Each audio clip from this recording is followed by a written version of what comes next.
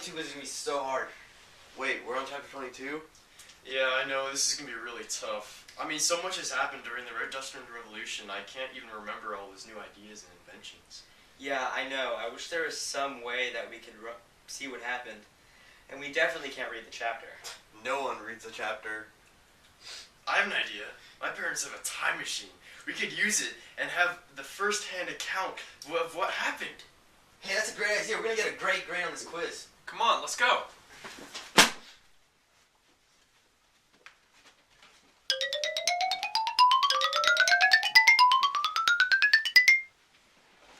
What?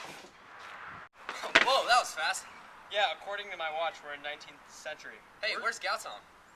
Gaotom! Where are you? Dang it. Gaotom. Where is he? Gaotom, hey! Where are you?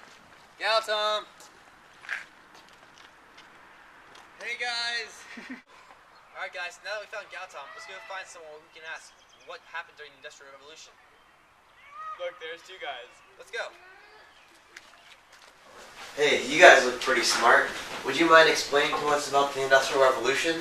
Yeah, please. We have a quiz coming up. Sure, no problem. First, my name is Dave Ricardo, and this is Thomas Malthus.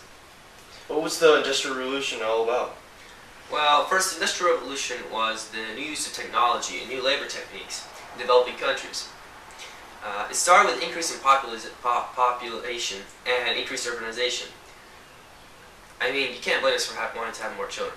Plus, the English were fed up with heavy taxing landowners. Why did the Industrial Revolution start in England? It started in England because we had the raw materials, and we had wealthy landowners. Also, the agricultural revolution helped support our growing population.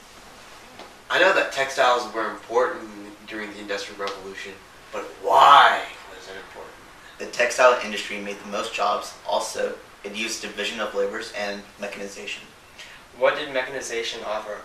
Like, why was it advantages to other things? Well, first of all, it replaced the outdated putting out system. And second of all, it allowed for lower production cost, mass production, and increased production. And now, a brief intermission. Are you in a new emerging economy looking to develop your business? Then you need to listen to these important messages. Hello, I'm Sir Richard Arkwright. I invented the spinning frame. Buy my product for a cheap hydroelectric water pump. Hey folks, I'm Eli Whitney and I create the Cotton Gin. Great for all your cotton needs. Choo choo! I'm James Watt and I bonafide the steam engine. Buy my product. Hey, I'm Alessandro Volta. Buy my battery for all your electrical needs. I am Samuel Morse. I invented the electrical telegraph. Use my product for all your communication needs. Don't forget, folks, we have spinning jennies for spinning yarn. Also, we have water frames that get all their energy from moving water. And of course, the steam engine for all your transportation needs. And as an added bonus, if you order 3 or more items, we'll give you a copy of Wealth of Nations written by Adam Smith. That's all, folks. If you would like to order any of these products, please dial with your telegraph to 555-430-0710.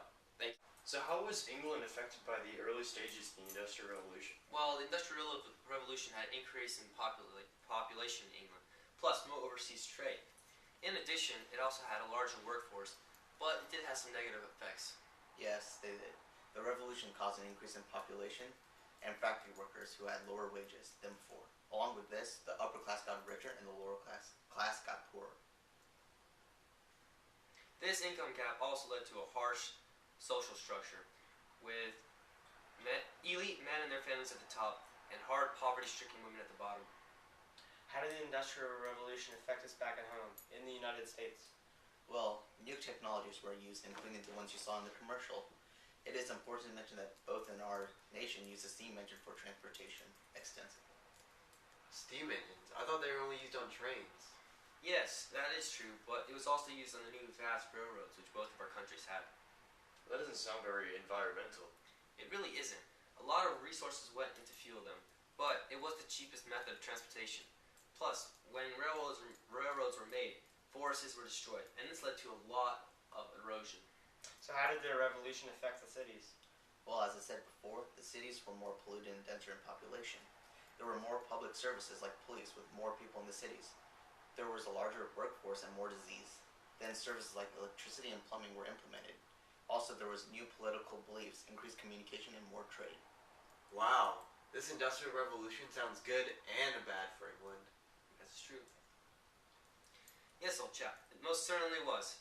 Plus, with the laissez-faire belief system for the public had, the government couldn't really make any laws to improve the business or working conditions, and society just continued to worsen.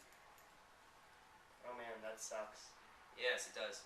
And when the government does get involved, they usually work in the elite's interest, like they had done in the Corn Laws.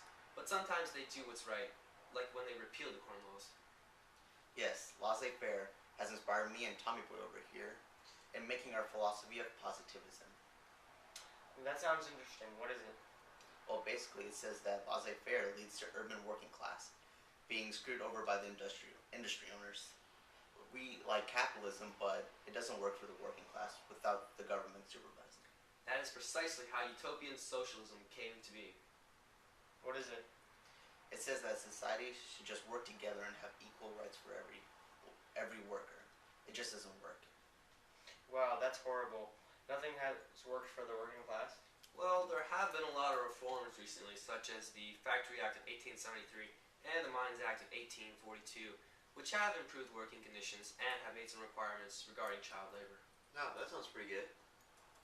Yes, but there have also been a lot of natural disasters, like the Hungry 40s, like when the potato crop failed in England, which just continued to make life harder for the working class. Thomas, you're forgetting one of the most important reforms, the universal manhood suffrage, which gave every man the right to vote regardless of status. Wow, you guys don't appear to be that bad off, though. I mean, look at that huge building over there. Oh yes, the Crystal Palace. Henry Cord finally found a way to remove impurities in coke, which became iron. When the puddling process, iron was cheap and available. Hey, what's all that commotion over there? Oh, I think it's just a group of protesters trying to demand better working conditions. Let's go check it out. Okay. Cheerio. What do you guys want? More money. Less hours! No child labor. Well, back off. I got a knife. Get out!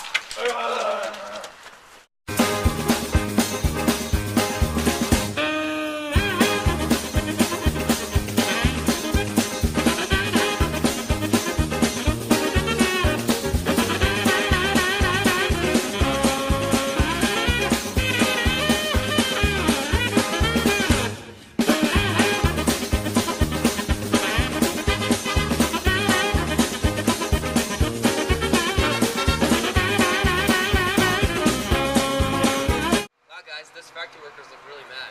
Yeah. Let's go talk to someone who looks like they have a little bit more sense. Hey, that guy knows what's up. Let's go. Hey, you look sad. What's wrong? I've been working for hours and hours and get almost no money. It's awful. Oh, is that why those people over there are protesting? Some of the workers resorted to violence, while I chose not to. Hey, we just learned about the Industrial Revolution. Why don't you tell us how it impacted you? I used to work on a farm and provide crops for me and my family. But since of the new technology, most of the wealthy landowners bought all the common land. Me and my family had to move to the city and work in factories and mills. Oh, that sucks. How did life change for the upper class? The upper class got wealthier, while us lower class got poorer. Well, thanks. Hope life gets better for you.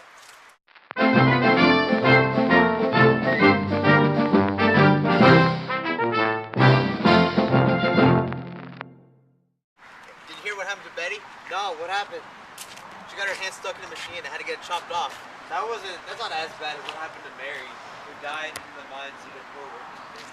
Why does us lower class women and our children have to work our butts off so the upper class gets wealthier while we have to suffer the consequences of sickness and death? If only the active woman wasn't act right now, then we wouldn't have to go through this. With the cult of domesticity now in order, I have to stay at home and watch my whole household. My son is going to be a clergyman like my husband is, and he's going to be rich. I'm not gonna let my children at all next to the mines. Oh!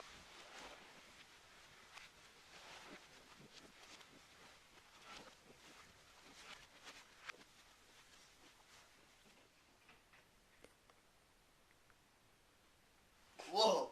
Whoa, that was a crazy dream. Whew. I got an idea though. Hey guys, I got a great idea for the AP World project.